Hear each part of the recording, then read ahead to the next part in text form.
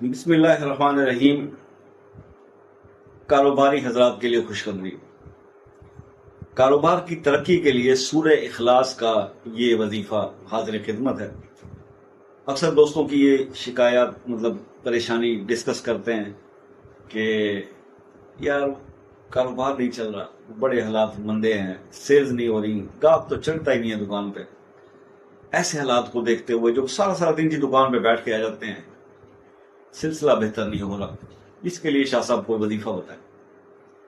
دیکھیے، سورہ اخلاص کے جہاں بے انتہا فوائد ہیں، بے انتہا اس کے اوپر ایک پورا چیپٹر لکھا جا سکتا ہے، اور یہ کہ خواص اس کے فائدے جو ہیں وہ ختم ہونے میں نہیں آئیں گے۔ کیا ہی بات ہے کہ اس کے بارے میں اتنی بات کافی ہے کرنا کہ اس کو اگر آپ پڑھ لیتے ہیں، 4 بار پڑھ لیتے ہیں، تو ایک قرآن شریف کا 3 بار پڑھنے سے اس کا مکمل قرآن کا اس کا ثواب نہیں کرتا۔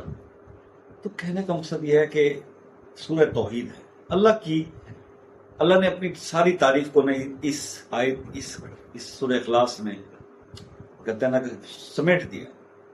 آپ سورہ اخلاص جب پڑھتے ہیں تو آپ اللہ کی وحدانیت کا دل سے اس کا اقرار کر رہے ہوتے ہیں، اور یہ آپ کے دل کو توحید سے بھر دیتا، پاکیزگی سے بھر جاتا۔ تو خیر، اس کی مدد لیں گے ہم کاروبار کے لیے۔ آپ نے ایک ہی دفعہ یہ کرنا ہے، جو عمل ہے وہ ایک رات میں آپ نے ایک دفعہ کرنا ہے۔ وہ اس طرح کرنا ہے کہ کبھی بھی کسی بھی رات میں آپ بیٹھ جائیں، کوئی دن کی قید نہیں ہے۔ تنہائی میں بیٹھیں، باوضو ہو کر، صاف ستھرے ہو کر، قبلہ رخ ہو کے بیٹھ جائیں، اور سورہ اخلاص کو آپ 1000 بار یعنی 10 تسبیح آپ اس کی پڑھ لیں۔ اور 10 تسبیح پڑھیں گے تو آپ نے پہلی جب تسبیح شروع کرنی ہے تو آپ نے بسم اللہ الرحمن الرحیم، قل هو اللہ احد اللہ الصمد لم یلد ولم یولد ولم یکن لہ کفوا احد، یہ پڑھنا ہے۔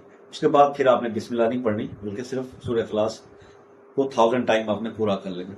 اس تسبیحات کو شروع کرنے سے پہلے بھی آپ نے 7 بار درود پاک پڑھنا ہے، ابراہیمی، درود ابراہیمی، اور اینڈ میں بھی آپ نے درود ابراہیمی پڑھنا ہے۔ اب یہ آپ کا عمل ایک نشست میں مکمل ہو گیا، کاروبار کے لیے آپ نے دعا کر لی۔ اب آپ جب اپنی شاپ پہ جائیں یا دکان پہ بیٹھیں تو آپ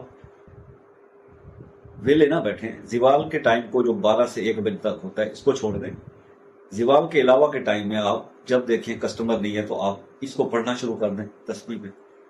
اس کا کوئی حساب نہیں، ابھی آپ شاید 33 بار پڑھیں گے یا آدھی تسبیح پڑھیں گے، کبھی 1 تسبیح پڑھیں گے، تو کسٹمر جو ہے وہ آپ کے شاپ پہ، اور مقصد یہی ہوگا ظاہر ہے پڑھتے ہوئے کہ جناب اللہ پاک بھیجیں، اور بس یہ اسی طرح سے آپ کرتے رہیں گے روٹین میں، اور اللہ کی کرم نوازیاں پھر آپ دیکھیں کہ کاروبار کیسے چلتا ہے۔ دعائیں کریں گے آپ مجھے، اللہ کا کلام ہے، کمال ہے اس کی تاثیر، تو آپ یہ کر کے دیکھیں جی۔ اس کے بعد مجھے کمنٹس میں بتائیے گا کہ کیسا آپ کو اس کا رزلٹس ملے اور کیا ہو۔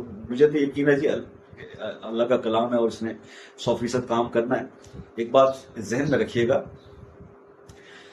میں کوئی بہت بڑی ہستی ہونے کا دعویٰ کبھی بھی نہیں کروں گا۔ شیطان نے ایک دعویٰ کیا تھا کہ دنیا کا علم اس کے پاس بہت علم والا تھا، تو ذلیل و خوار ہوا، اللہ نے اس کو شیطان کر دیا، مردود کر دیا، ٹھیک ہے۔ وہ ابو جہل تھا نا، وہ قریش کا بہت پڑھا لکھا آدمی تھا، لیکن سرکار نے اس کو ابو جہل کا، وہ ساری زندگی ابو جہل ہی ہو گیا، وہ جہالت اسی سے نکلی ہے۔ کہنے کا مطلب یہ ہے کہ دعویٰ نہیں کرتے کبھی علم کا، بس یہ آپ کے پاس تھوڑا سا بھی علم ہے جس سے کسی بھی مخلوق کی بھلائی ہو سکتی ہے تو اس کو پھیلا دیں، اس کو وہ چاہیں، یہ آپ کا فرض ہے، اور اس سے دوسروں کے لیے وسیلہ رحمت بنا دیں، آپ کو اس کا ثواب ملے گا۔ یہی ہمارا چھوٹا سا کام ہے، ٹھیک ہے۔ تو اللہ تعالیٰ آپ کو خوش آباد رکھے، ملتے ہیں نیکسٹ ویڈیو میں، تب تک کے لیے اللہ حافظ۔